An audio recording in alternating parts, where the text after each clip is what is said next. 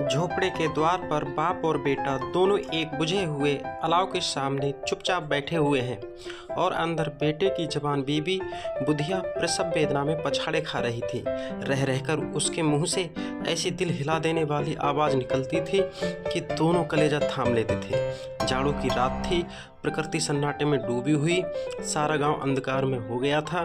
घीसू ने कहा, मालूम होता है बचेगी नहीं, सारा दिन दौड़ते हो गया, जा देख तो आ।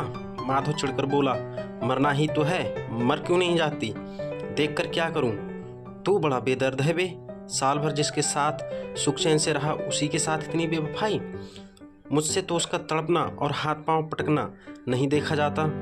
चमारों का कुनबा था और सारे गांव में बदनाम घीसू। एक दिन काम करता तो 3 दिन आराम करता। माधव इतना कामचोर था कि आधे घंटे काम करता तो घंटे भर चलम पीता, इसलिए उन्हें कोई मजदूरी पर नहीं ले जाता था। घर में मुट्ठी भर अनाज मौजूद हो तो उनके काम करने की कसम थी।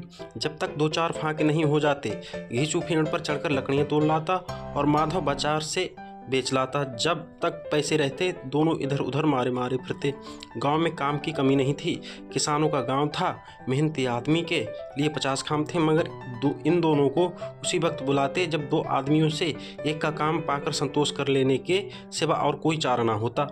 अगर दोनों साधु होते तो उन्हें संतोष और धर्म के लिए संयम और नियम की बिल्कुल ज़रूरत नहीं होती। यह तो उनकी प्रकृति थी, विचित्र जीवन था। इनका घर में मिट्टी के 2-4 बर्तन के सिवा कुछ संपत्ति नहीं थी। फतेह चीथड़ों में नग्नता को ढके हुए जिए जाते थे, संसार की चिंताओं से मुक्त, कर्ज से लदे हुए, गालियां खाते, मार भी खाते, मगर कोई गम नहीं। दिन इतने की वसूली की बिल्कुल आशा न रहने पर भी लोग इन्हें कुछ न कुछ कर्ज दे देते। मटर आलू की फसल में दूसरों के खेतों से मटर या आलू उखाड़ लाते और भून भार कर खा लेते। 10-5 उखड़ उखाड़ लाते और रात को चूसते। घीसू ने इसी आकाश वृत्ति से 60 साल की उम्र काट दी और माधव भी सपूत बेटे की तरह बाप के ही पद चिन्हों पर चल रहा था, बल्कि उसका नाम और भी उजागर कर रहा था।